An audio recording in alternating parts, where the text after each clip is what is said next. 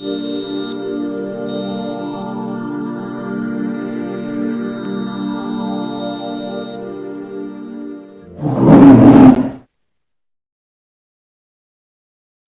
everybody, welcome to Baby Reviews with me, your host Jack, and tonight we have a review of a beer by Magic Rock, and this is another one of their releases from very recently. This is a Human Cannonball, which was released on Friday the 9th, I believe, and I was down there to go pick up some cans and some bottles of Unhuman Cannonball, which you might have seen is probably the previous review that's been uploaded to the website. So we've had the triple IPA before we had the double IPA, but it's kind of because I wanted to drink the triple IPA. It was one of those nights I was like, I need to drink this, so we're moving on now to the Human Cannonball, which is slightly less piddly, which is slightly more piddly, I should say, at 9.2% as opposed to 11, but still promises to be a humongous, hoppy, crazy creation.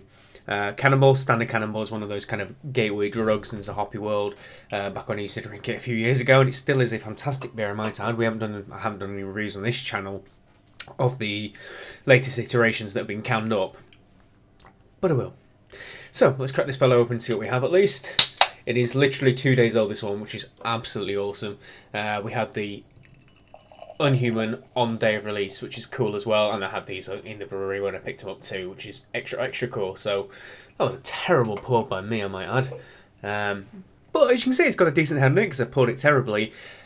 But what I will point out, and this was the same on draft, you probably saw the Unhuman Cannonball, there was a haze to it. With this, it is literally super thick. Not too dissimilar to the Protein Shake IPA from Omnipollo, which we recently had. That completely thick as mud kind of colour to it, which I am not averse to at all. All it's telling me is there is a heck of a lot of hops in here that's just hazing it up to hell and back, and I don't mind that at all. From what we can see of the colour, it's kind of nice peachy tone to it. Ever so slightly dark, I would suggest, than the Unhuman Cannonball, from what I can remember from last night at least. And just that tiny bit more hazy as well. Good head on it, but that's terrible pouring technique from me. So let's get in there and give it a good old smell. Whew! My word, that is unbelievably dank. That's so weedy, so marijuana-y. Almost in the best possible way. It's got a kind of a little bit of the allium about it, a little bit onion and garlicky, but in like a pure hop, resinous, dank way. Wowzers. Really piney too. The Unhuman probably lacks that. It was probably more juicy and kind of mango and alcoholic and kind of dank as well. It was juicier. This has definitely got that kind of West Coast streak to it, I'd say.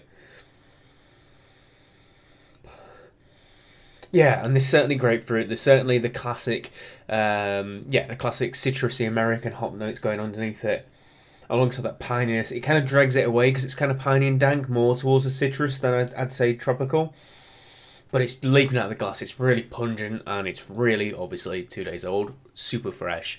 And can't wait to get my chops on it, salivating ever so slightly. Cheers, everyone.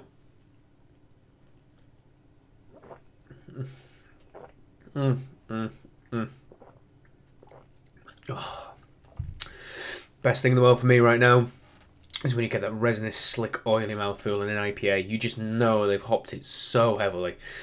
And it's exactly what you get with this. It's just big and fulfilling and rich and thick.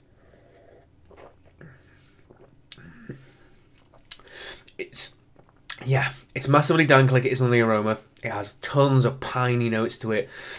That resinous mouthfeel, the marijuana, weedy notes are slightly more reserved. And there's a big kind of grapefruity pithiness to it too. Lemon zesty sort of thing going on. There's a little bit, as the alcohol kind of gets in a bit, I think it sweetens up towards the back of the palate and you get a sweeter, juicier orange flavour coming through. So it's not just massively dry and piney. It does, although it finishes dry, it has a perception of sweetness. It seems to carry on all the way through it.